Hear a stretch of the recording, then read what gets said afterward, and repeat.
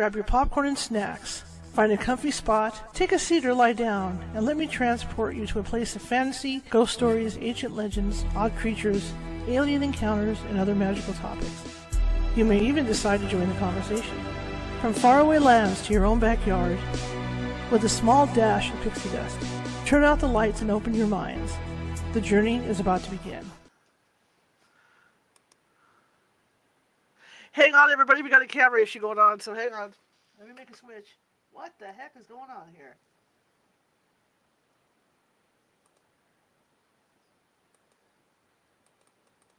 Wow. Okay, hang on. I'm going to have to go out and come back in. I got a problem. So let me go out and come back in. Give me a second.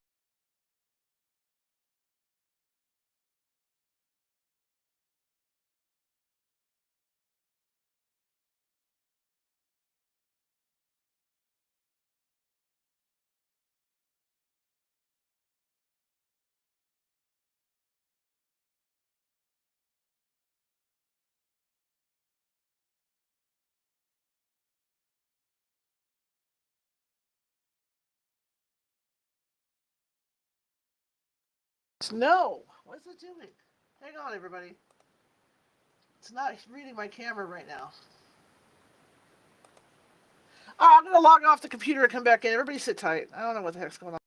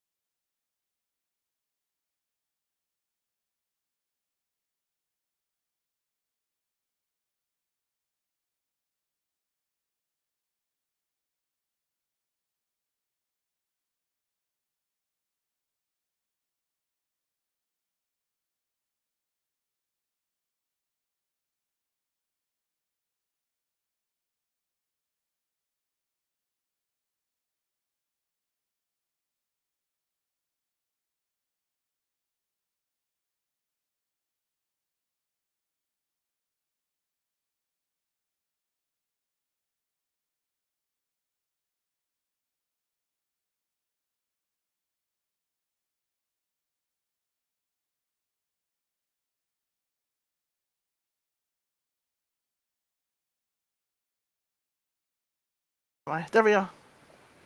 Okay, let me see if I can get my guest back in. Hang on, everybody. I apologize for that. Okay.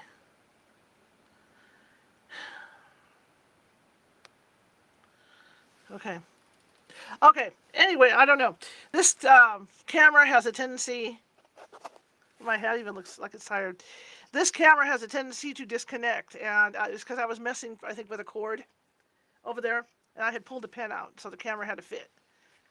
Anyway, welcome everybody. Sorry we're late. We'll make the adjustment. We're 15 minutes in. My guest has been waiting patiently. I love talking to my guest. I have a little related thing to tell everybody. My name's Charlotte. I'm going to be your host for the next hour, okay? But I have something related. I've been getting these texts today from some home company that I've never heard of before in my life. And supposedly I was looking for a house. And it's like, I'm not looking for a house. I live in a 75-year-old house that equates to being this old house. You know, it's a family joke because it is an old house. And not only that, it's a haunted house. And these people have been bothering me all day via text message. And I send them a message, and I get these messages back going, well, you know, we're here to help you. I'm the assistant, coordinator, blah, blah, blah. And I'm like, I don't want to sell I don't want to buy a house. And I said, and my house is haunted. And I keep getting these messages, well, we can help you with that. We can help you with that. So I finally said, look, my name isn't Donna. I'm not the one, I'm not the person you're looking for. So I stopped the messages. And I thought, okay, I'm done. I'm out of it. So I get this phone call from this weird number. And it turns out it's the same company trying to get a hold of me to help me with my housing issues. And it's like, they don't get the clue. But my first thought was, I just got done telling them how active this house is and how haunted this house is. Do you want to sell my haunted house? And if you do, how are you going to do it? Right? That was my question for them. And I never got a reply back. So I think it's rather humorous. But my guest tonight, Lynn Monet, has been on the show a couple of times. And again, I apologize for the lateness of this. I moved something and it never fails. It never fails. If I shift a little wire around and reach around, the thing will disconnect. The other camera you saw, that's my onboard computer camera. And there's no way in hell I can use that, right? I can't use that camera. Not even close. Okay. Anyway, my guest tonight bought a dream house. First house she ever purchased in her life. Bought a dream house. That turned literally, and I know it's corny to say it. It's a corny thing to say. But it literally turned into an absolute nightmare for her and her family. She's got a story to tell. And she's got updates to tell too, because because of being in this particular house, her other talents came out, and she's helping. She's like me. She goes out and helps people who have activity in their homes and stuff. And she's a great person. We've had her on a couple of times before. Love to have her on. She's turned into a great friend. It's amazing how many friends I've met doing this stuff. But Lynn Monet is one of those friends. So I'm going to bring her in. We can get the show started before something else goes wrong. But at least I figured it out. I kind of knew what it was because I grabbed a pen and it kind of moved the wire, and so the wire had to fit. It's been like this, very, very touchy. Okay, let me bring her in.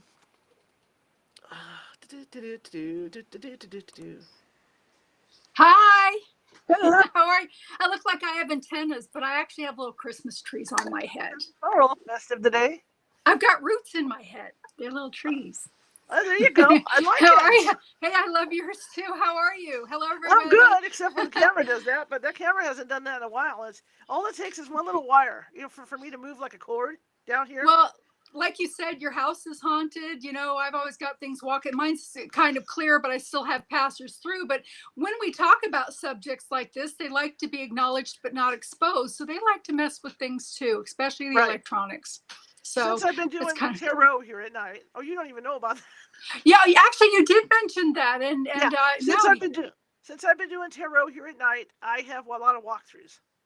No doubt. The other night, I remember just working in here to get the show set up, and stuff's getting knocked off my kitchen counters. And it's the walkthroughs, or I'll be on the air in the other room, and they'll say, "Oh my God, there's 3 or 4 shadows just walked by."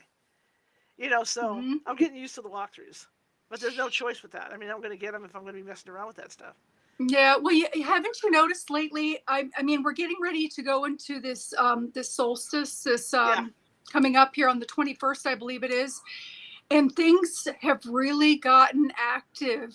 I mean, the house that I own in Louisiana, that I inherited from my sister, has had some really, I mean, there have been layers of entities that we clear one set, and then another Right. set pops up that's worse, and then we clear that, and then another set pops up, and we're finally getting to the, I mean, for them to have packed up these portals so much with darkness, there must really, really be something that they don't want us to find for the good. So we're almost to the point of where we're there, but it's like, it's just all of these things. And I think part of it is too because the frequency is elevating, and these things are trying, I'm finding that I'm getting emails and things from people that are being baited by them because they want to interfere in their lives in a way to create that stress so that they can feed on that lush that's chocolate for them. And things are just kind of, I don't know, that feeling in the air is getting kind of heavy. We've all been feeling it for a while. There's some change coming up, whether it's going to be a world, a land change, a volcano. I mean, earthquake. California, you just had an earthquake there. Yeah. Were you affected by that? A lot of people felt that this house tends to not shake. It's kind of cool. The neighbor house will shake. My house doesn't shake. So I must be on some kind of bullet yellow or something here. But stuff does fall down occasionally, so I don't know if it's earthquake or if it's activity. But since the election is when things have started to do this, because there's this thing on TikTok called the 4 a.m. Club. And starting the day after the election, I guess a bunch of people around the United States, whether they were psychic or not, started all to wake up at 4 a.m. for some reason. So everybody's been on this 4 a.m. clock, to where they're anticipating something's coming. But they go ahead. Yeah, and on my end, everybody's waking up at 3 o'clock in the morning. My children are waking up at 3 o'clock in the morning. Same kind of thing. It's all in that time frame of that time frame. I didn't mean to interrupt you, but I mean, it's crazy. Did you have to be evacuated for that tsunami threat? I did not. My sister lives on the coast. Okay. So she was in the tsunami thing. Yeah, she was involved. Oh wow. I'm not on the coast. In fact, my first thought, and I kind of laughed about it, and I thought, wow, this is because there's always that rumor that where I live is going to become a coastal town, because the other half of the state's going to fall to an earthquake, and that was my first thought when I heard it. I thought, wow, now I don't have to move to Hawaii. I know, right? Here, But yeah, and then the other thought was, and I'm a big baseball fan. I used to be. I'm going to say this with this. I used to be an Oakland A's fan until they started messing with everybody. But the Oakland A's have never put out a contract like more than $10,000 or $12,000, and they just signed a pitcher for $67 million. Oof.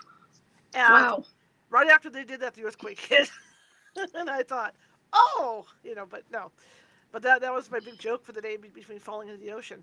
But I mean, I've seen it in my backyard because we used to have a pool back there where you'd walk back there and you could see the water, doing this. Yeah, the rippling. Yeah, the rippling effect and all that. But my dog, surprisingly, it didn't even faze her, and I think it's because she grew up right at the epicenter of where all these earthquakes are all the time.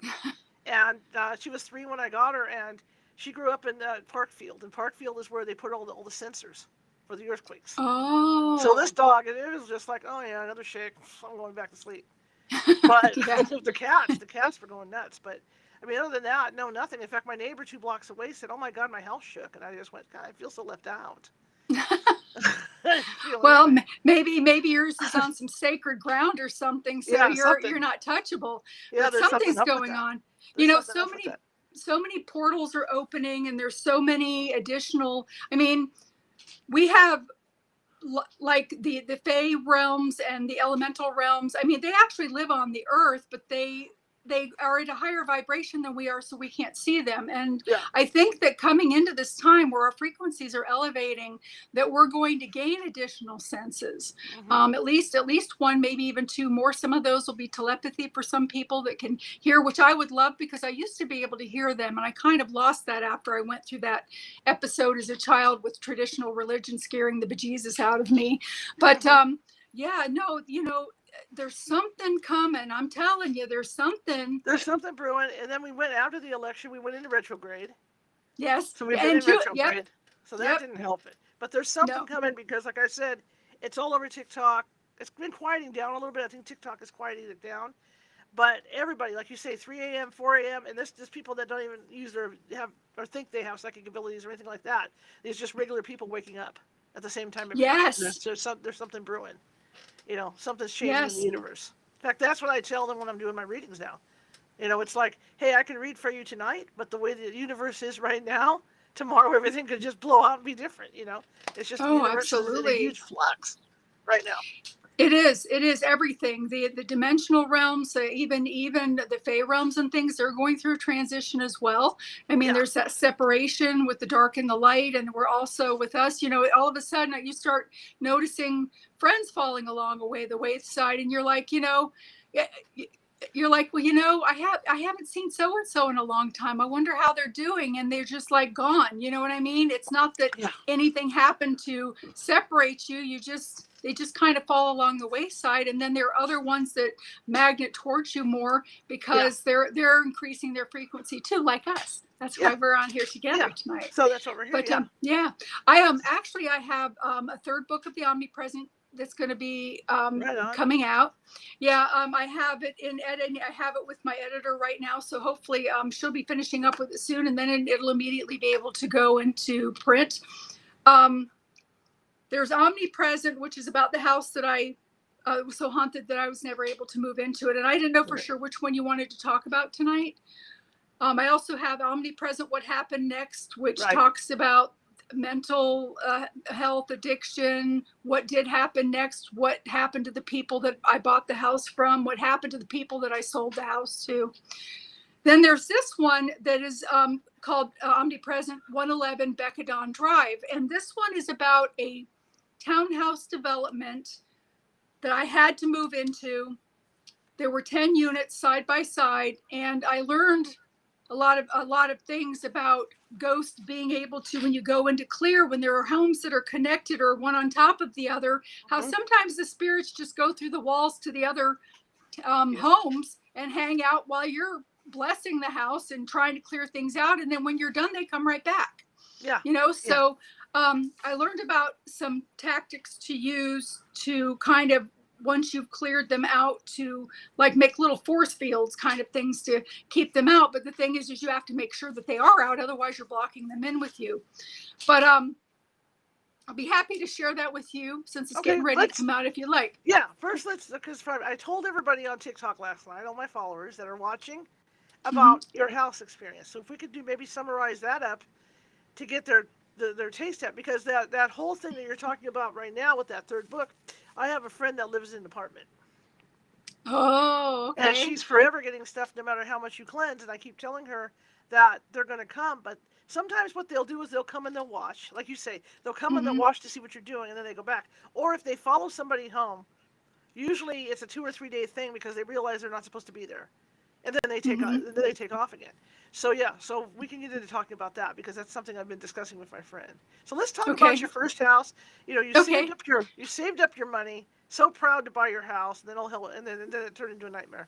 Yes, it did. I was a single mother. I was recovering from a nasty divorce that left my credit ruined, which divorces usually do. When you go through a divorce, it leaves it. And I had been living in a single wide mobile home in a kind of seedy trailer park, rebuilding my credit to the point that I was finally able to get a mortgage. And being on a single person income, I was limited as to what I could afford. So a lot of the houses that I would look at, I had this realtor that was dragging me around for a whole year. We were looking at houses, and it seemed like any of the houses that I found, either they needed a lot of renovations, or they weren't in so great of an area, or like they had a junkyard or a stinky paper mill at the end of the street. So when this particular house came on the market, she called me, and it hadn't even been listed on the MLS yet. And she told me, she said, this house is in your price range and it is almost too good to be true. And of course that should have resonated with me because it was too good to be true. It turned out to be the booby prize. But anyway, I was thrilled. You know, she was telling me that her colleague had just come back from taking pictures and that it hadn't even been listed on the MLS yet. So I met with her an hour later and we drove over the 25 minutes that we drove to the house, and I'm looking through the papers and I'm thinking to myself, I'm like, there is no way that this house, I mean, it was like a 2,400 square foot brick house. It was a split level. So you go in at in a foyer. And as a matter of fact, let me see if I've got one of my books here with the picture thing on it. If not, I can get one.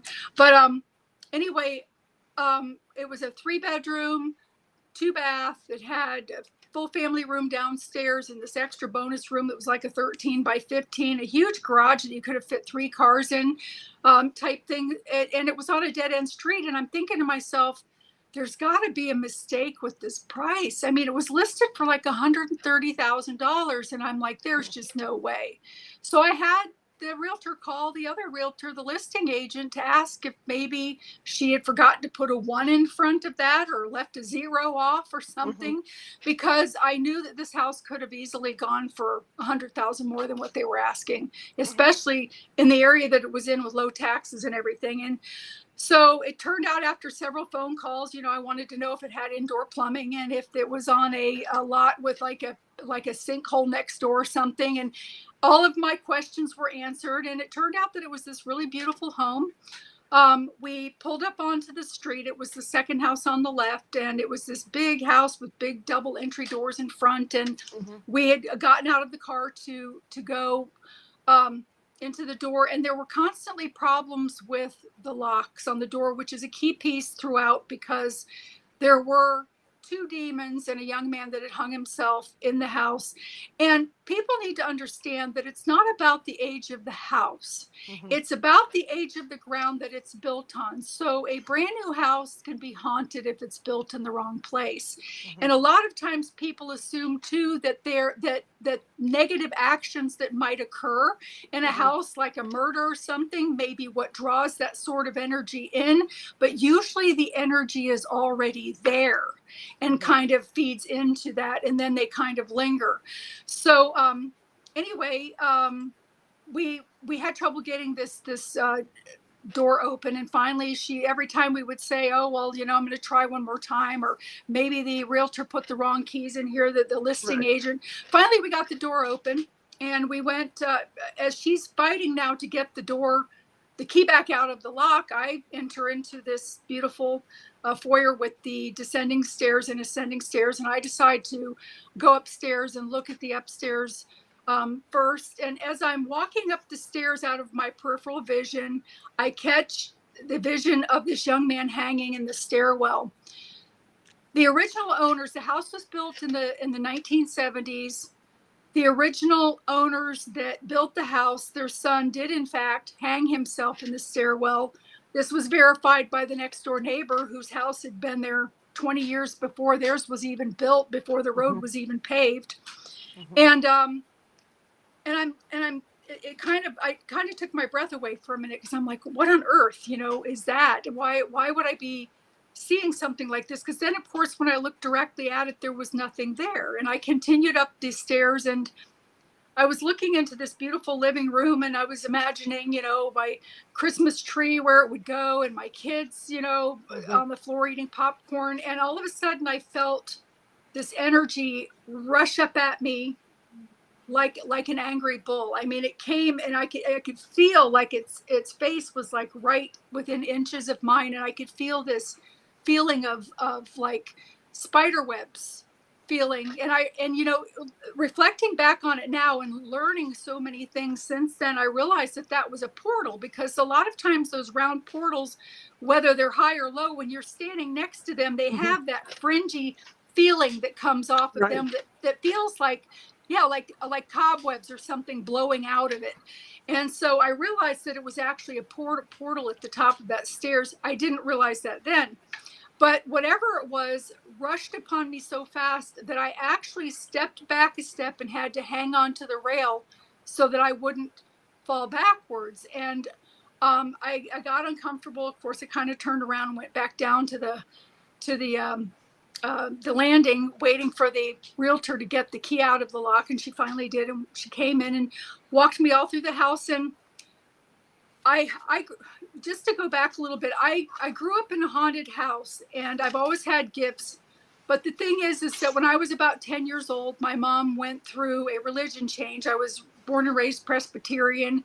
She decided to do the Jehovah's Witness thing, and that religion traumatized me so badly that I even had post-traumatic stress even going into a church for a wedding after that. That's how bad it was. And they were telling me that my gifts, that I was demonized, what I was seeing was demons, that I was possessed, all of these horrible things as a little girl of 10 years old. So I learned to deny my gifts. And even though I would still see things, I became so afraid of my gifts that I would be like, woo, it's a ghost. I would run out of the room just as fast as anybody else. So coming forward to this house, even though I was seeing these things, I had been denying so much for so many years that, again, I'm like, that's not real. That's not real. That can't be happening. That's not real. So we went all through the house. As we were going, we viewed the upstairs first. And as we went down the stairs going down to the lower level, I felt like something was like tickling on my shoulder. And of course I'm thinking, oh my gosh, maybe it's a spider because of that spider web feeling that I had at the top of the stairs. And I'm like brushing. I even had the realtor check my back to see if there was a bug, or something on there. And there wasn't. So we went ahead and we went down and we viewed everything. And I asked her, I said, understanding that in the past, when I had taken even a day to think about a house, when I would go back to make a bid on it, it would be gone. Somebody else would have come in and taken it. So I knew that I had to make an offer. And I mean, as a mother, I remember thinking to myself how proud I would be to provide such a grand home for my children. I mean, who would thought? I mean, this house was gorgeous. It was on a 1/2 acre mowed lot with a huge 3 acre mowed lot behind it with trees. And it was just, it was such a nice house. And where we were living, you could have fit the home that we were living in inside of there 4 times if you stacked everything on top of it, on top of each other. So I asked her if I could come back that afternoon with my kids and see the house. And she agreed to meet us there at 3:00. So as we're driving over to the house, my kids, of course, they're in the car, and how much longer, Mommy? How much longer? And as we're pulling into the driveway, my son's running around the yard. I love this house already, type thing. So they were so tickled. So we went into the house, and I noticed that there was a pile of business cards, because every time a realtor would come to show the house, they'd leave their business card. And there were quite a few actually that had accrued from the time that we had been there very early that morning until now in the afternoon. And so my kids were running in the hallways, and there was, of the 3 bedrooms, there was 1 bedroom upstairs that was kind of small. And so they wanted to go downstairs and see the bonus room, which was like a 15 by 13 foot room. And then they had a very large family room with a stone wall with a fireplace that just took up the whole, pretty much the whole wall. And so they asked me, they said, can we go downstairs? And I said, yes. And I'm talking to the realtor and getting ready to make this offer on the house. And all of a sudden, within like 5 minutes or less, my kids come back up. And my daughter, who's a teenager, early teenager, said to me, Mommy, I don't want to live here. And of course, it embarrassed me because I'm standing next to this realtor who's been dragging me around for a year, and my teenager's saying that she doesn't want to live. And I'm thinking to myself, how could you not want to live in this house? We've been living in this single wide trailer, this old single wide trailer, for all of these years, and this has a yard and a neighborhood, and it was just too perfect. And so I said to her, I said, what did you say? It caught me off guard. And she said, there's something about this house, I don't want to live here. And so, being embarrassed, I came back and I said, well, that's not really a decision for you to make. And I went ahead and I proceeded to make an offer. When my realtor called in, she found out that somebody else had also made an offer that day. So there was no waiting. I had to make an offer. So the next day I get the call that they accepted my offer. And of course, in that moment, I said a prayer. I thanked God. I danced around the room doing the Macarena. I was thinking to myself that this was a reward from God, that this house, after all that I had been through as a single mother with children, raising them by myself, that this was our reward finally. And so I just took it as that. I had the house inspected, and the thing was is that there were a few things. I mean, I even did picky things like changing the light bulb in the attic because I didn't want to have to do it. And they accepted everything. They didn't turn any of it down. They went ahead and they agreed to do it all. And the thing was is that originally, before I went to the house, my realtor was telling me that the people that were selling the house had to relocate to another area because of their jobs, that they now owned another house that they were paying a mortgage on, and that they were anxious to sell this one to get out from underneath that mortgage, having to pay 2 mortgages, which was understandable. So the house was empty. It was move-in ready, which was even an additional plus to the whole thing. So I didn't have to wait for them to move out. Everything could move forward very quickly. On the day that we closed on the house, the people were literally multiple hours late getting there. And I went ahead and I signed all of the papers waiting for them. I found out why after the fact, which I'll share towards the end. But I remember telling the lady that I thanked her for the opportunity to have this beautiful house, and she kept staring down at the ground at her feet. And I kept trying to get in her view, trying to make eye contact with her. And finally I said to her, I said, and I'm going to be putting wooden floors in because they had this off-white carpet. Granted, it was in mint condition, but it wasn't going to stay that way with kids.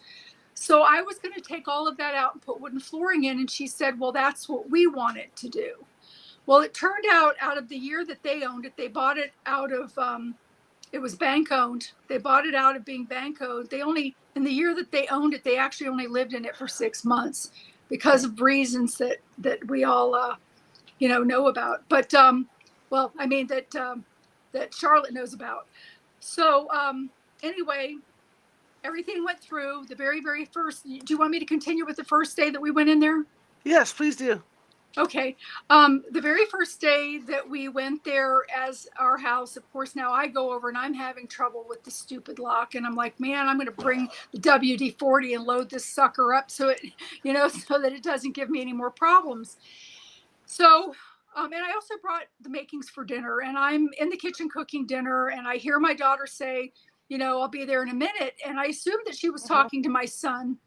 And all of a sudden she comes into the doorway and she says to me, she says, Mommy, she says, what did you want? And I said, well, I didn't call you. And she said, yes, you did. You called me. I told you that I was coming, and then you called me again. So what did you want? And I said, no, I swear on my life, I didn't call you. And she's like, well, I swear on my life you did. We kind of went back and forth. And my son comes in. He's peering underneath her arm.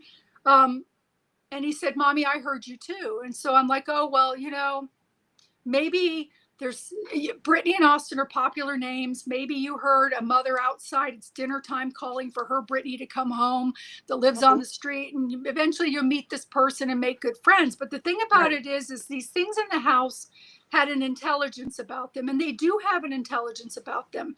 Right. In that short amount of time, they already knew that I was the mommy lady, and that my children's names were Brittany and Austin, and they were mimicking my voice to my children, which is why they thought that I was calling them.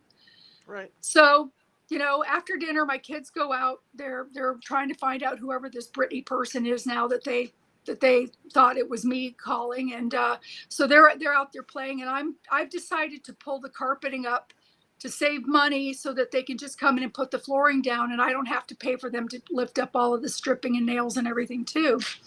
So I started doing that, and we went to leave that day. And I had decided, I purchased the house in March, and since the kids only had 8 more weeks of school left, I decided that we weren't going to move in until the summertime. So I was going to have some renovations done on the house. And like have the flooring stuff put in, have the kids' new bedroom furniture put in. I mean, their bedrooms were like 8 foot by 9 foot where we were living, and these were normal size bedrooms. So I had to get normal size bedroom furniture to go in them. And so the very next day, I dropped my kids off at school and I head on over to the house to continue to pull up the carpeting. And when I walk up to the door, I bring the WD-40 and I spray the lock so I'm able to get in. But when I went into the kitchen, upstairs to the kitchen to sit my purse down, I noticed that the light inside of the oven was on, and the light over the stove was on. And this stove, the way that it was situated, was much higher than they normally are. So my kids wouldn't really have been able to reach it. So I'm thinking to myself, well, that's odd. I don't remember leaving any lights on, but maybe one of my kids ran back and turned the lights on. And so I started going down the hallway to open some windows and things. And I noticed that every single light was on in every single room. Every single light that could have possibly have been turned on in that house was turned on. So I just assumed that maybe, after we left, that because everything sold so fast, that maybe another realtor, not realizing that the house had been sold, came through to show somebody the house, or that somebody had been entrusted with a key from the previous family. Oh, and just let me mention this. When I did meet the family, I found out that they only moved 20 minutes away to her parents' house. They didn't change jobs and they hadn't purchased a new home. So that was interesting to find out after I'd been led to believe something else. So what was I saying? Oh, so I'm thinking to myself, well, maybe somebody's been entrusted with a key. So I've got the garage door open and I noticed that the neighbor's across the street unloading groceries from his car. And I decide to walk over there and introduce myself. And I asked him, I said, do you know if anybody has been, I'm the new owner, do you know if anybody has been entrusted with a key to the house? Because when I got there today, all of the lights were turned on in the house.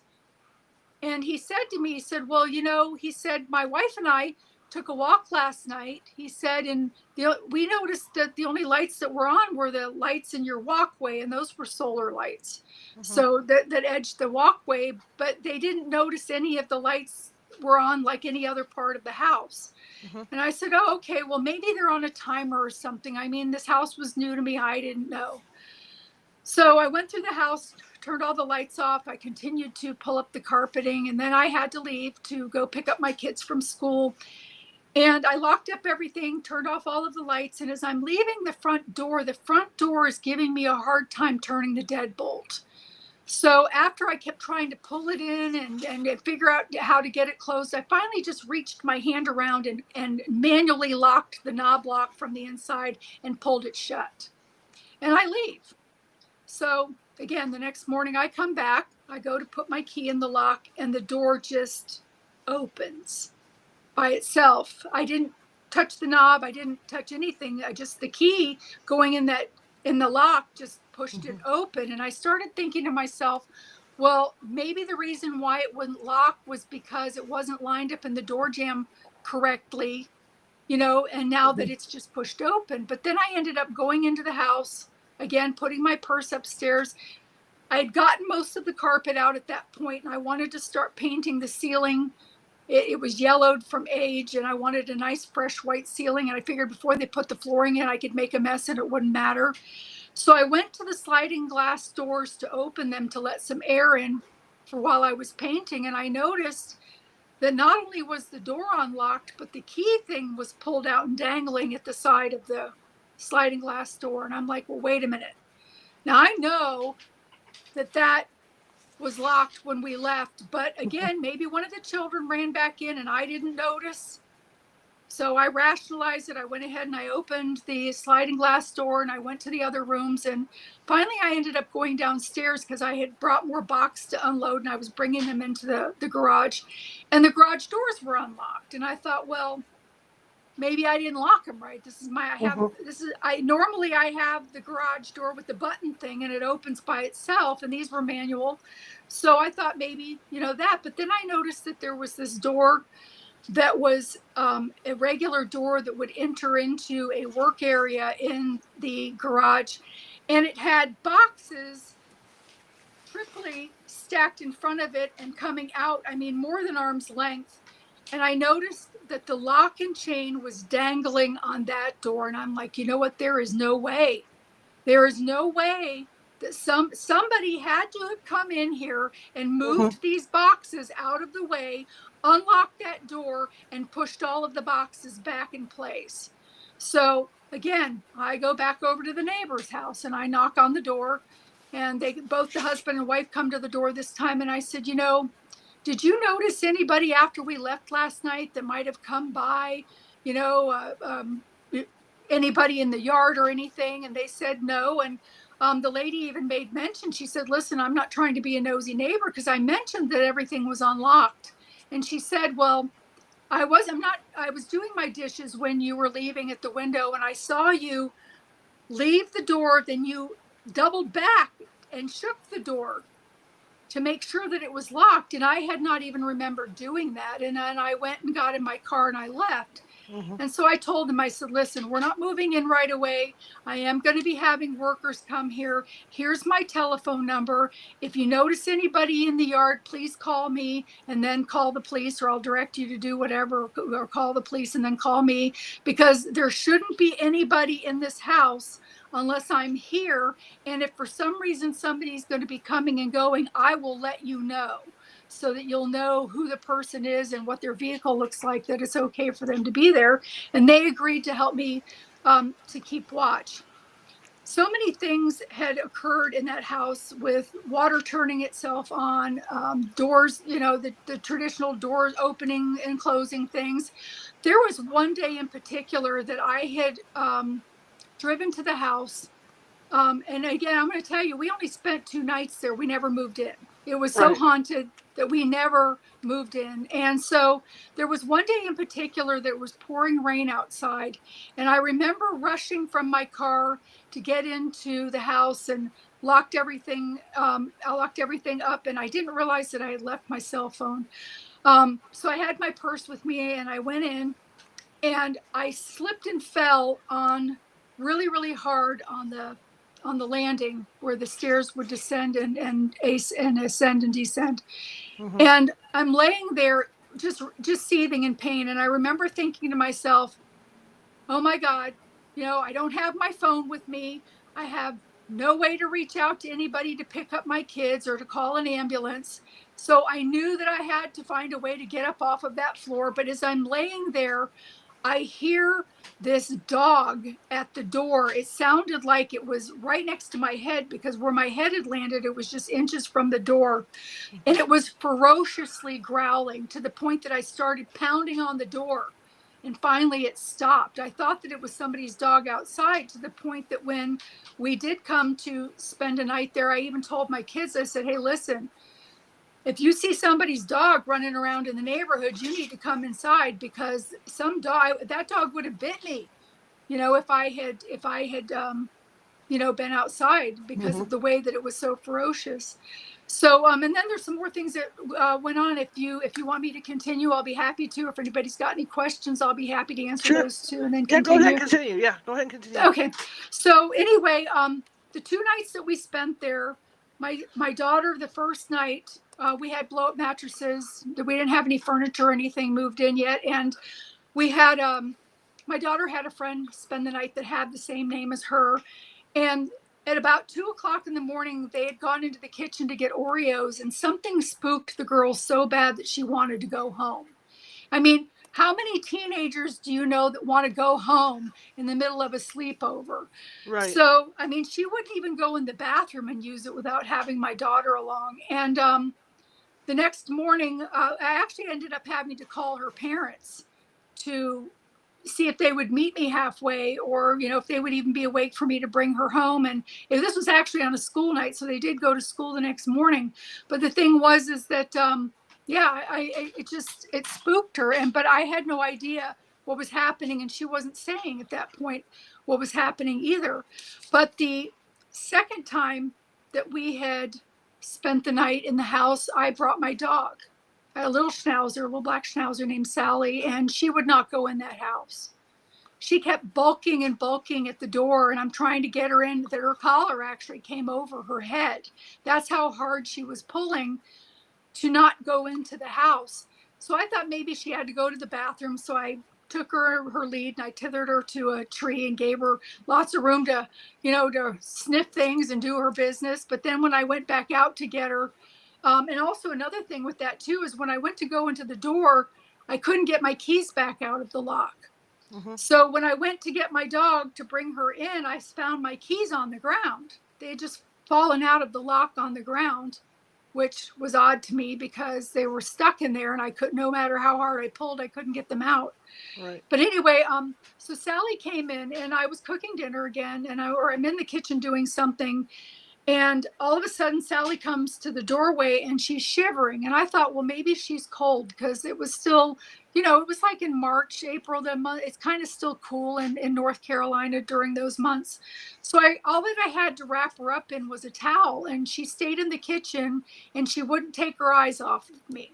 She wouldn't leave my side. She stayed right there. Later on, I found out what happened, which I'll share coming up. Of an event that occurred with, actually, I'll just go ahead and tell you. My children were downstairs playing on my daughter's PlayStation with a TV in the lower area, and all that they had to sit on was the stoop that came out from the fireplace and the floor to sit on. And so they were down there playing their video games, and the dog was down there with them, and they shut the door to keep her in there because she kept trying to look for exits to get out of the house. She was darting all around looking for a way to get out. So they closed her in down there with them. And all of a sudden, my daughter felt this presence come up upon her on her back. And she could feel it huffing on the back of her neck and her back. And when she turned around, there was this demon. It was a hell dog that stood up on its haunches and its eyes, and she said that something just came over her and told her to start moving with her arms out to make the rippling to the air to make it move away type thing. She didn't know what else to do. And of course the dog was just about clawing a hole in the drywall next to the door, trying to dig a hole to get out of the room. And that's when she came up and was trembling in the doorway of the kitchen, and I had no idea. My kids immediately came upstairs and went down the hallway to a bedroom to finish their game in, but didn't say anything about what they had seen downstairs yet at that point. So the second time that we did spend the night there, well, actually, this was the night with the dog. That was the second night that we were spending the night there. I actually saw something for the first time. And I'd taken everything apart and I wanted to finally finish one room. So I figured I'd go and paint the master bedroom bathroom because it was small and I could finish it in a couple of hours and it would be dry and I could decorate it and have one room done. And so my kids had pulled their blow-up mattresses into the master bedroom and they were watching Hell Doggo on the floor and all the windows were opened. And so I went in the bathroom and shut the door. I had low fume paint. I was painting in there. And when I finished, it was around 11 o'clock at night. So I come out and I go into the kitchen to clean up my paintbrushes. And as I'm coming out of the kitchen, I see out of my peripheral vision, because when you came out of the kitchen, there was immediately a wrought iron rail connected to the wall because the descending stairs were right there. And then the ascending stairs came up and connected where the end of it ended. And then there was the hallway or the living room. So on my right-hand side, so I'm coming out and out of my peripheral vision, I see this thing and I froze. This thing was, I'm 5'9", and it was just a little bit shorter than me. It stood up on its haunches. It had a tail like a squirrel tail and ears like a rabbit. They were ears that were very, very long, but they were turned backwards like the FTD man. So they grazed over its shoulders. It was kind of hunched with its arms, and it had real long, ugly nails. It had a narrowing to its face, kind of like a dragon almost, but it had very, very large nose openings like a horse that took up almost the whole end. And it had this fur about it that was very short, but it was a very dull brownish, dark brownish color.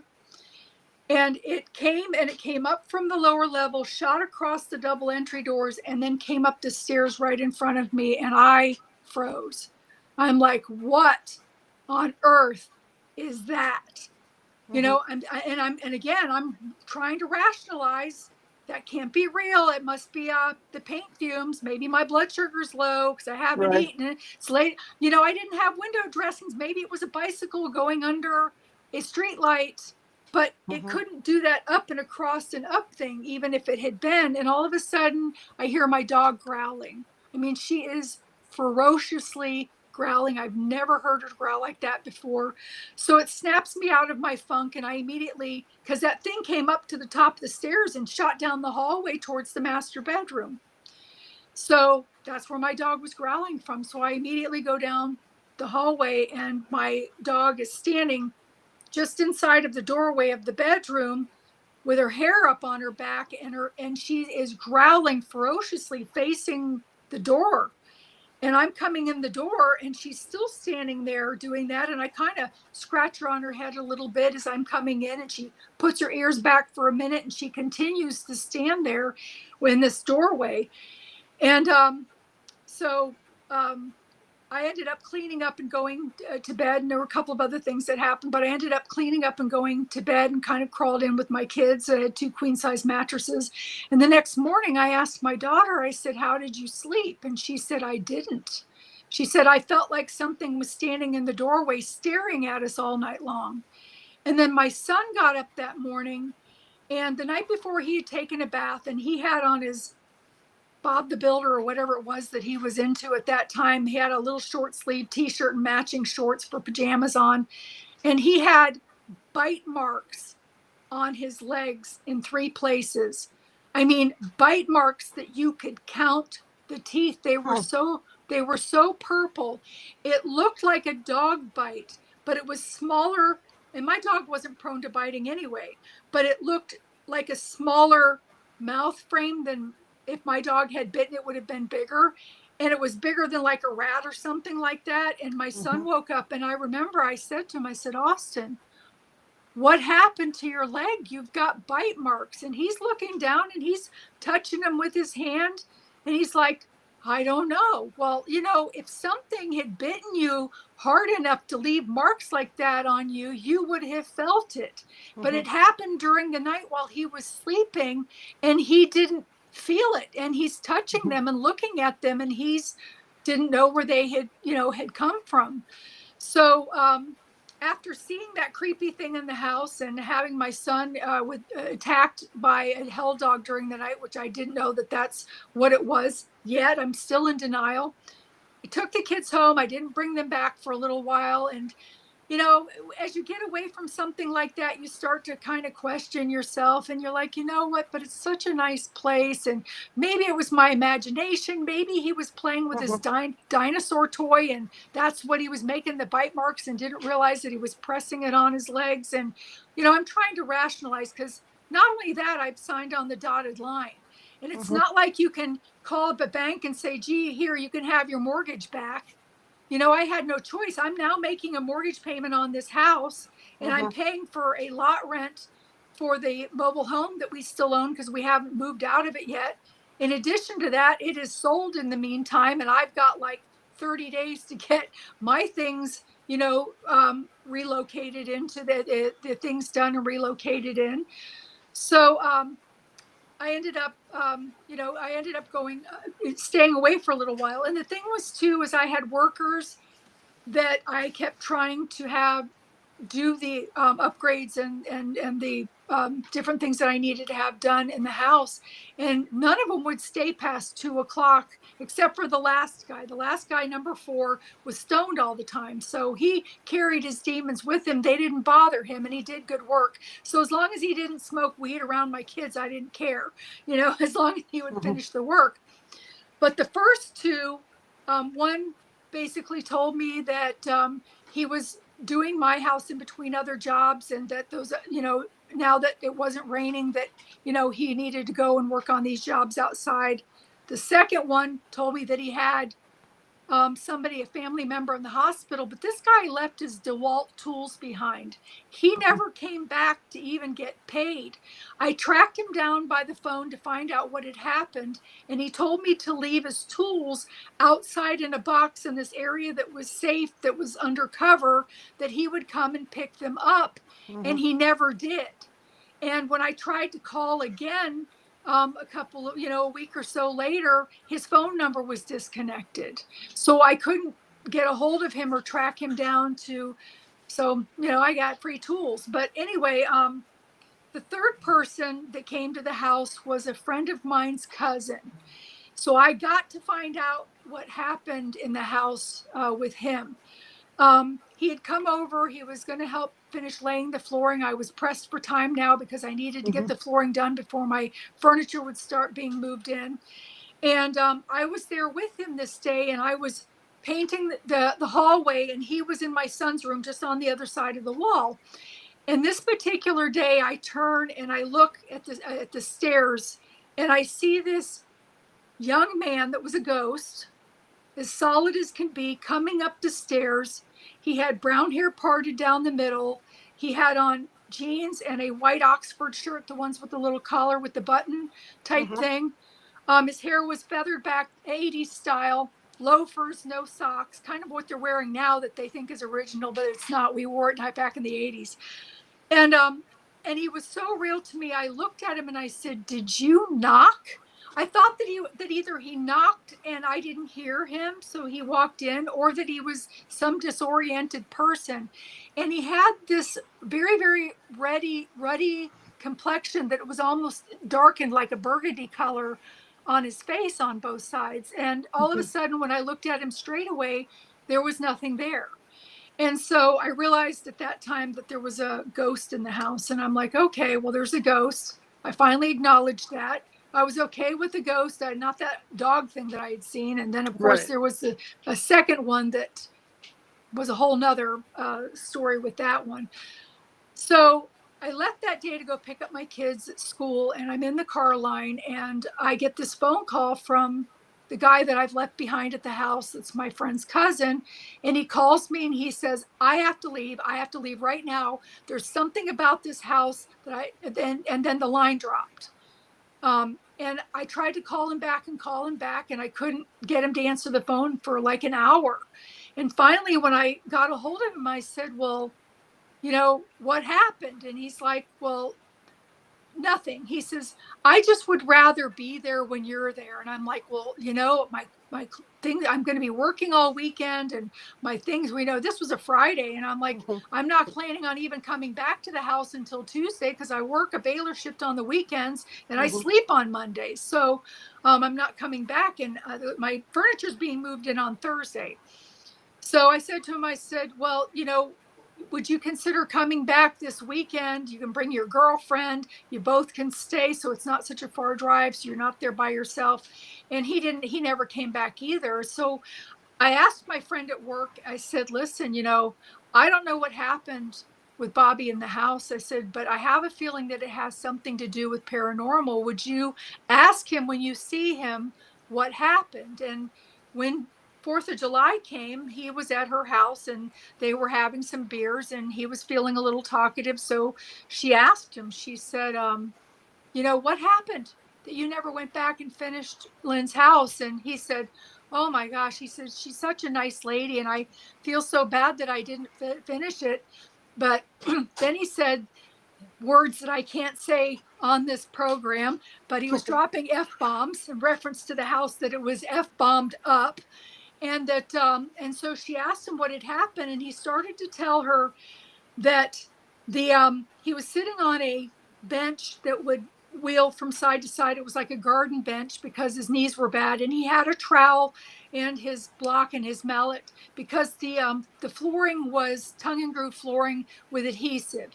So he was putting the adhesive on, and he was sliding a piece in, and he went to reach for his tools to gently tap it into place to make sure that it was in tight, and his tools were gone. And so he thinks that he's rolled over them. So he rolls over a little bit and he starts looking for his tools. And all of a sudden he looks over like 7 feet away where the bedroom door was. And right in front of the bedroom door, bang, bang, bang, bang, all three of them are lined up, paralleling each other right in front of that door. And of course, this spooked him because he knew he hadn't moved them, but he thought that I had come back and was playing a joke. So he gets up from his seat and he goes into the doorway, starts calling into the hallway for me, thinking that I was there, and picks up his tools. And of course, I wasn't there, and he was a little creeped out by it. But he's takes his tools, he sits back down, he puts them back down. He goes to get another piece of flooring, puts it in, goes to reach for his tools. Oh, and before that, he turned the light on and he had a transistor radio, battery operated radio. And he goes to put the next piece in, and all of a sudden his radio turns off, then the light turns off, and he hears the tools scooting behind him and looks over and sees them right in front of the door. And he said he couldn't get out of there fast enough. So when he left the house not secured. In one window, these windows were oddly shaped. They weren't the kind that went up and down. They were the kind that if you cranked them, they would open this way to the outside. So they were oblong and odd shaped. And there was an air conditioner in my son's bedroom to pull some of the moisture out to let the flooring dry. But there was an area over the top that was left open to the elements. So after he left, I had to go back to the house to pull the air conditioner in and to secure the house since he had left everything opened. So I asked my next door neighbor, I don't remember what I call her in the book. Her real name is Ellen. She has since passed away. But I asked her to go, if she would mind going with me back to the house because I couldn't pull this air conditioner in by myself. And she said, sure. Plus, I wanted to show her the house. I was proud, and she was a good friend. So as we're driving, I start telling her about me seeing the young man coming up the stairs. And I asked her, I said, do you believe in ghosts? And she says, oh, yeah, hell yeah, I believe in ghosts. And I said, well, I think there's a ghost in this house. I told her about the young man. So when we pull into the driveway, I go up to the double entry doors, and now I'm having trouble with the lock again, where I've got the door open, but the keys are in the lock and I can't get them out. And Ellen steps into the foyer area and she stands there and she makes a joke. And she says, you're not going to let the boogeyman get me, are you? Well, they targeted her. They knew she was mocking them. They targeted her. And so when we went into the house, we went down and pulled the air conditioner in, cranked shut all of the windows. Then we went into the kitchen, and my daughter at the time wanted this wild horse theme in her bedroom. So I had gotten these beautiful wooden carved Morgan horse heads to drape her valance over her windows with. And I was showing them to Ellen, and Ellen was holding one in each hand. And all of a sudden I hear this sound that I had heard before when a demon was in the room that sounded like a didgeridoo. It was that vibrating electrical wah, wah, wah kind of sound like a didgeridoo. And I turned and I noticed out of my peripheral vision that there was this floor to ceiling, side to side misting wall that was kind of moving in on us. And of course, since then, I've learned that is a portal, that it's ectoplasm and that it's a portal that they travel through. But I didn't know that at the time. And all of a sudden, I don't say anything because I think I'm the only one hearing this. And Ellen says to me, she says, what's that sound? And I said, can you hear that? And she said, yes. And all of a sudden she started screaming. She dropped the horse heads down on the ground. She starts grabbing her shirt, trying to pull it around. She says, what is it? What is it? A spider bite? She says, it burns. And I lifted up the back of her shirt, and she had a 4-inch claw mark between her shoulder blades under her bra strap, 4 inches long, and it was just welting and beating blood. And being a medical professional, a wound, even if it has gotten a scab, even if you pick that scab off, it doesn't have that welting response again. That is an initial response, and the blood started bleeding, and I'm like, oh my God. I'm like, Ellen, what happened? I mean, there was no furniture. There was Mm-hmm. nothing for her to even bump into. So I'm thinking maybe she scratched herself on the car, the point of the window getting out. And I said, did you bump into the car? She starts screaming again. She says, it got me again. It got me again.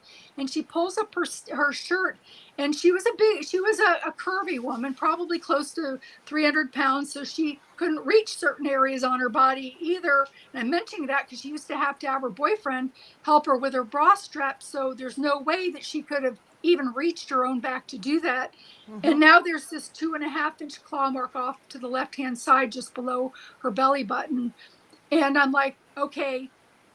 I mean, I turned around and I started calling Jehovah and Allah and God and Jesus and Mother Mary and Buddha and whoever would listen, commanding these things to leave. And that wall went back, but it stayed misted in the doorway. Now there were 2 exits to this kitchen, one through the breakfast nook area that went into the formal dining area, and one that went to the area where the stair railing was in the front door.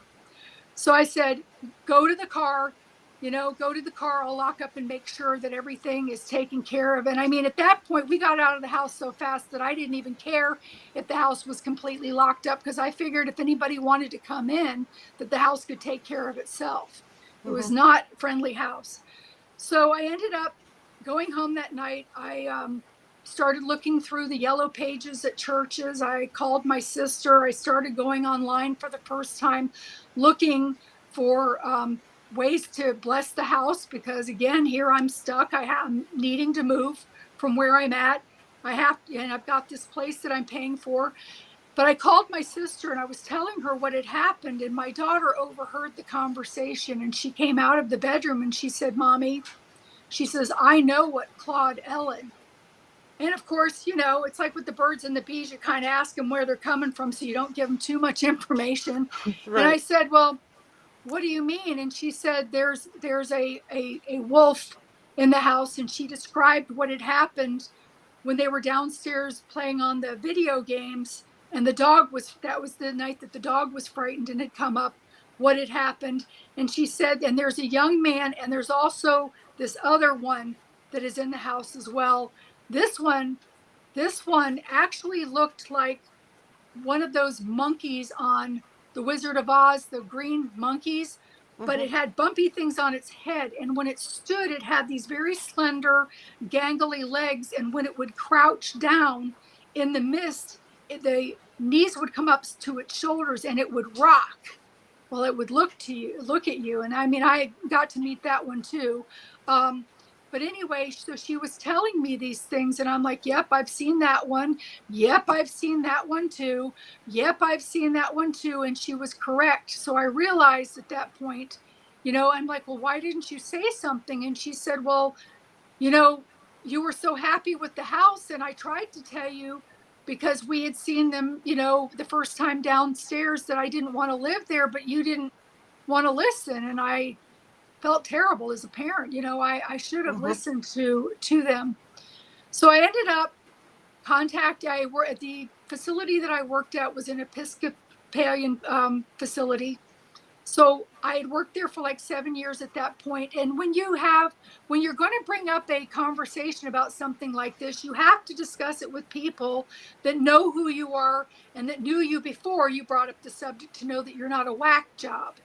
So I mentioned it to the Episcopalian priest, and he believed me. And he said, I used to do that sort of thing. I don't do it anymore, but you need to contact the Catholic, diocese. And the funny thing was the next day, on that Monday, when I had come home in the morning, I didn't even go to sleep. I started going through the yellow pages, going down all of the churches in the yellow pages. And I had so many people tell me to call the Catholics because they did that sort of thing. I had some that told me that if I was attending their church, that this wouldn't be happening to me. And there was even one in particular. This woman was so pompous that I mentioned that I was a single woman, thinking that they would realize that I'm a woman alone with 2 small children at that time, that they would, sympathize with me a little bit. And she basically came out and told me that it was because she assumed that I was promiscuous and that the reason why I was having these problems was because of my activity as a single woman. And I'm like, I haven't even been out on a date in 4 years. Yeah. What are you kidding me? So I realized in that moment, their slogan is, what would Jesus do? And I really thought that they'd want to have an opportunity, since so many of them come forward that they're the only religion going to heaven, which Right. I've got news for them.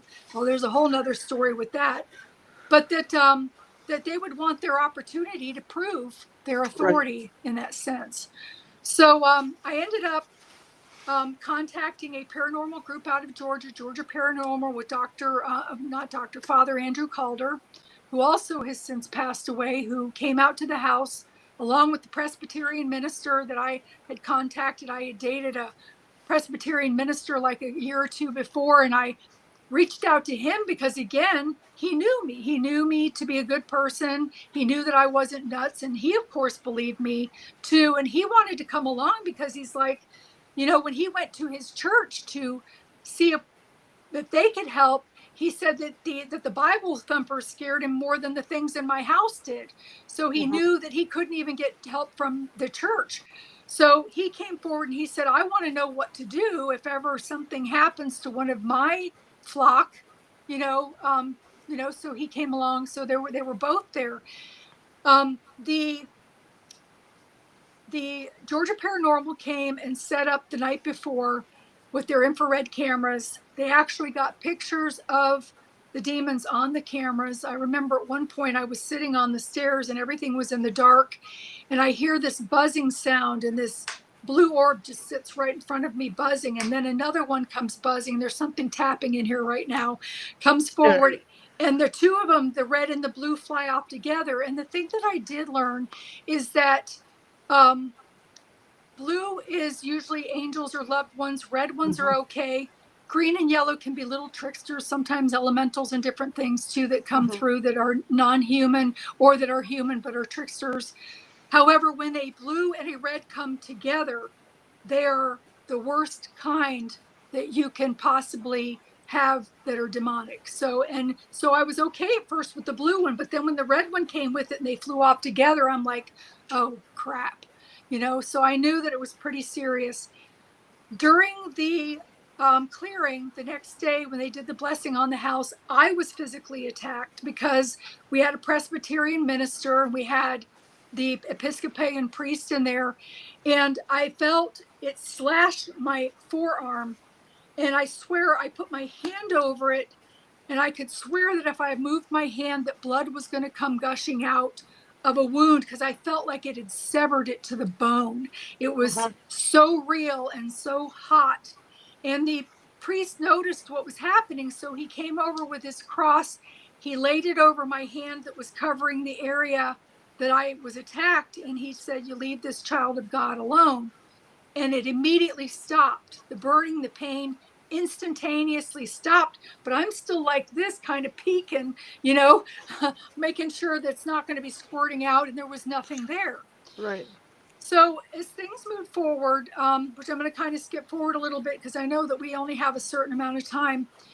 When I finally resolved the fact that I was going to sell the house, after all of the clearing and everything, I had stopped taking my children after my friend got clawed. So there was a period of time that lapsed in between that. And finally I decided to put it up for sale by owner and do a rent lease option kind of thing. And this lady and this lady called me, was telling me that she had lived in the area growing up, and that she and her husband would like to move back to the area and have a house that was similar to it was similar to the one that she grew up in, and have it so that she could raise her kids. So anyway, they made an appointment to come, and when they came, they were going to bring, they ended up bringing 2 kids, but before that, they had made an appointment to come a particular day. And my mom and I went to the house about an hour ahead of time to stage play, type thing, to put some, because the house was completely empty. The house was spotlessly cleaned. So we're walking up the walkway to the double entry doors, and my mom looks up and she said, Lynn, did you tint the windows? And I'm like, no, why would you say that? And I looked up, and you couldn't even see the division of the vertical blinds. So I thought that I had shoved them all the way over. And then I looked down at the lower windows, and there were flies, hundreds, millions of flies speckling all over the downstairs windows. And they were so heavy on the upstairs windows that it had this 3D effect that you could actually see them rippling over. And I said to my mom, I said, oh my God, those are flies. So we expected when we went into the house that we were going to be swarmed by these flies, but it just so happened that they were plastered to all of the windows trying to get out themselves. There was one window in the breakfast nook area that had 3 windows side by side that had the windows were painted shut, and the cranks were broken. And then there was a screen, but in between the screen and the pane, there were flies stuck in between it. But there was no way for them to get there because the screen was not damaged and the windows weren't ajar at all. They were tightly sealed with paint.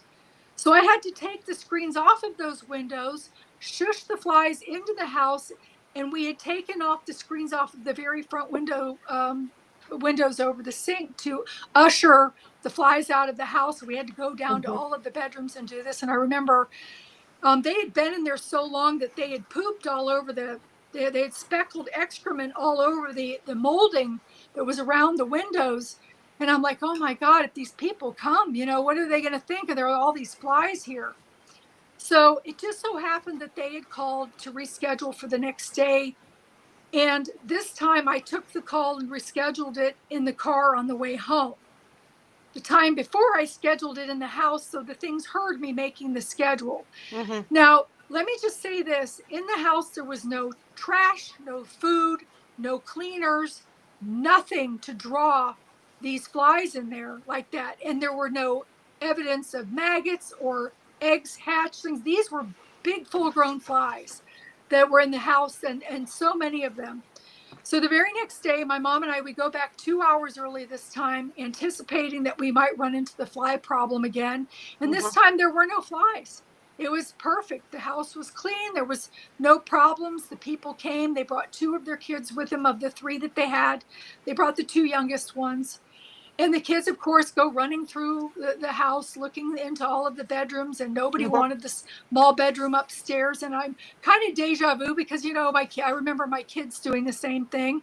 So they came up and they asked if they could go downstairs. And I said, yes, you can go ahead. And again, lo and behold, within 5 minutes, they come back up. The little girl looks like a deer in headlights. And she says to the brother that Jimmy can have the creepy room downstairs. Now, Jimmy was the kid that wasn't with them. She says, I'll take the little room upstairs. So I realized in that moment as a mother that I could not sell this house to somebody with children. I mean, even with my own children, when I finally decided not to move in, and the priest kept telling me, no, this is your house. You need to stake your ground. It's your house. And I, after I had brought my kids back once and 2 of them got attacked, and I called him and I said, I'm done. I'm not coming back. So he ended up telling me to, basically fight for the house. And I said, no, I'm sorry. Your house is supposed to be your haven. And if a window's open and a piece of paper blows off a desk, I'm going to think they're back. Or what happens if Thanksgiving and I have an extended family over for dinner and I see a demon walk through the room and I have to stand up and command it to leave in the name of Jesus Christ? How long do you think my guests are going to stay? And how many of them do you think are going to invite me to their house because I might be bringing more with me than chocolate cake? So, I told him no. So I realized, I couldn't do that to my children. I mean, what do you, as a mother, to have your children come to you in the middle of the night with the usual, oh, there's something in my closet or under my bed. And in this case, there really would be, or even in the bed with them, and they're come running in with me while the covers are being pulled off. I couldn't do that to my kids. So fortunately, the very next day, I had a retired couple from Florida, want to do a cash buy on the house. And there was one point that we were signing papers and we were coming down the stairs And all of a sudden, I exit the double entry doors first, and then the wife is behind me and the husband. And I hear the wife say to the husband, "Why did you push me?" And he said to her, he said, I didn't push you. And she said, "Yes, you did." And he says, "No, I'm 3 steps back. I can't even touch you." And she said, "Well, I don't know what happened then, because she stumbled on the stairs. But I knew what had happened, because that one hell dog was constantly manipulating and playing with the locks and would run those stairs. That was his area."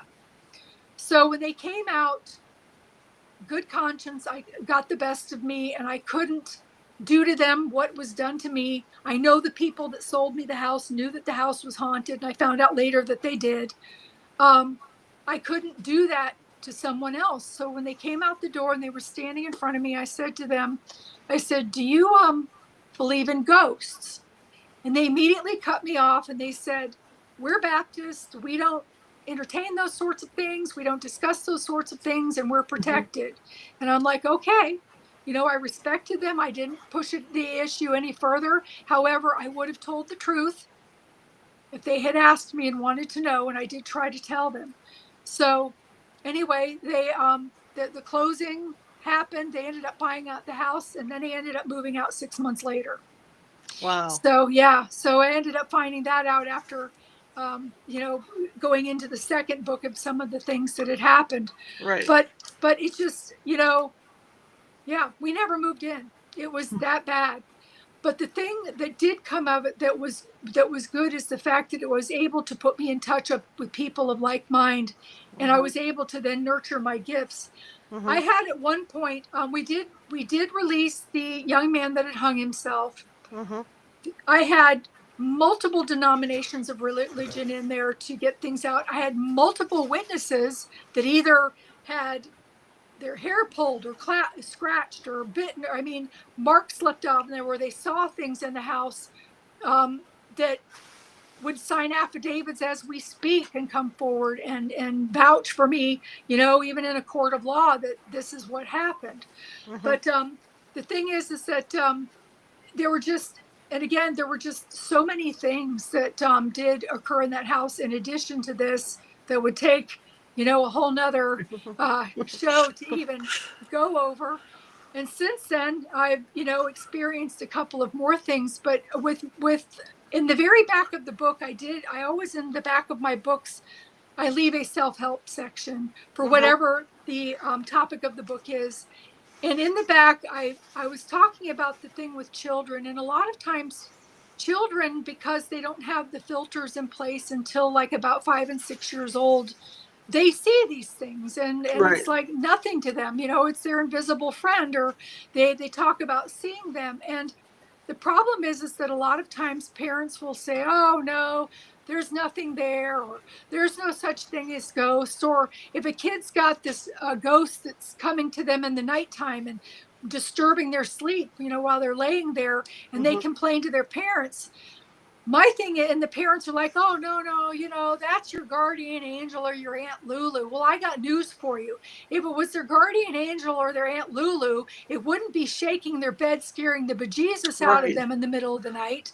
Right. And parents have got to realize that just because they don't see it doesn't mean it's not there. Right. If your child comes to you and mentions seeing the same thing more than once, the questions would be, number one, is it making you feel uncomfortable? And number two, is it asking you to do things that you're not supposed to do? Right. And if they answer yes to both or one of those, it's not Aunt Lulu. And they need to be given tools to help protect themselves from it, or to make it move away so that they can be empowered and tell it to leave. Right. So, even by humming a hymn or saying the Lord's Prayer, or saying some kind of a little prayer that they have, about those sorts of things to empower them. And, never ever say, because your child may see that, it doesn't mean that they're schizophrenic people. These things do live on this earth. They parallel ours. There are a lot of souls that choose not to cross over at the time of death. They do have that opportunity to do that. And your kids, they often see them. So don't shove it under the rug because you're uncomfortable with it. Say to them, again, are they making you feel uncomfortable? Are they asking you to do something that you're not supposed to? Then it's not grandma coming to visit. Because if it's grandma really coming to visit, it'll be a nice, warm, welcoming visit. It won't be frightening for the child, and she won't be telling them to go crawl out the third story window and stand on the roof. Which is some of them have done, these other spirits, or they shift into something else. So, so that sort of thing is in the back of the book. It also talks about how to determine before you sign on the dotted line of your workplace, whatever building you're buying or house that you're buying, of how to determine whether you have spiritual activity in the house, to give you the choice of whether you want to move in there or not. Because I'm telling you, unless you like that kind of thing, a lot of times, people are like, oh, well, there's this ghost that goes up and down the hallway, and it's a lady in a blue dress, but she never bothers anybody. But really, they do. They don't mean to sometimes, but they draw energy off of you, and they disturb your sleep. And when you don't sleep well, that's a snowball effect of things that even medically you become, without enough sleep deprived, then you become depressed and you start having other health issues, and the ball just keeps on rolling. And eventually, it's just not good. It's better to help them to pass over, because a lot of times too, they don't know that they're dead, or to reach out to somebody like Charlotte or me, and we can walk you through that. And Charlotte and I also have so many stories of things, of people's homes that we've tried to clear. And the main thing is that we've talked about that that people don't realize is that it's not just a matter of us clearing your home, but there are certain behaviors that might need to be corrected by people within that household that also need to coincide with the clearing, so that you're not rolling out the red carpet to have them come back in because of your little white powder that you're snorting up your nose, or your stack of porno in the back room. I lost myself again. So anyway, I'm not surprised. I keep hearing things ping and orbs. Yeah, I think we're being interfered with tonight. That's what I know. I've been sweating like crazy, so something's been slamming at me all night. Yeah, I got to continue this. We have to continue this conversation. I want to talk about your third book. So tell me what date you're available to get back on. Girl, I'll look at my calendar. Do you want me to tell you right now, or I can look at my calendar and see how soon do you want me back on? I can have you back on tomorrow if you want. I mean, if you're open. Let me see. You know what? I don't want to swipe this up. I don't think that I have a show tomorrow night. So that is a possibility. Okay. I'm going to say yes for 8:30. Okay. And if I look at my calendar, find out that I have already something booked, I will. Just let me know. Yeah, just let me know. Yeah, I've been booking light lately a little bit, because I've got my Gaia streaming, my show from Gaia Beyond Belief streaming right now on Gaia, if anybody wants to see it. And I've just recently been asked to be a hostess on a podcast with Ground Zero, that is Clyde Lewis's big format, to start doing that, of which I need to get my rearing gear on that one. So, but it just other things with the holidays and stuff, and company coming and going, it's been kind of crazy. So I booked light, but I will let you know. So there's a good chance that I will come back tomorrow night with bells on and my Christmas trees. How can people find you in the meantime? I'm at www.lynn, LYNNMONET, Lynn Monet, like the painter.com. You can reach me there. My books are on Amazon. You can you can order them through Barnes & Noble, Walmart. Not all the stores have them. Some of the stores have them, but they do have them where you can order them through there. I recommend that if you are out of the country, that you order them through Amazon, because the shipping is cheaper through them. Sometimes they can do it for free. However, more of my books are going to end up on my website. I'm not giving everything to Amazon, because Amazon doesn't need the money. So you'll be able to find more of my books that'll be listed on the site. I'm in the process of updating my website too, where I'm going to be adding some new features. I'm going to be adding a store, be adding a featured author, featured guest. Since you're doing tarot reading, I'll be sure to have you on there as a recommended person as well. Okay. So to bring that, so I mean, I get a lot of traffic, probably about 4,000 views a month through my website. So yeah, thank you so very much for having me on. Well, thank you. Sorry about the problems. I think it was no. Whatever this is, didn't want us to talk about it tonight. That's right. That's right. Yeah. That is for sure. Well, I'm going to go and burn some dragon's blood because of all the things pinging in here and tapping on my table. There you go. All right, and send it on its way. Thank you. We'll see you tomorrow. Okay. Bye, everybody. Bye. Okay, bye-bye.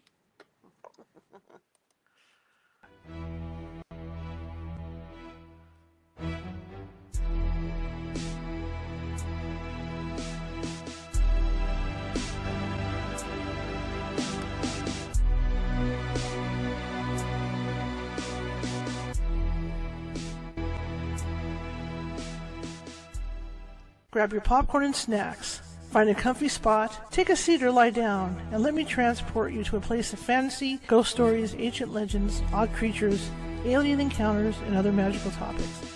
You may even decide to join the conversation. From faraway lands to your own backyard, with a small dash of pixie dust. Turn out the lights and open your minds. The journey is about to begin.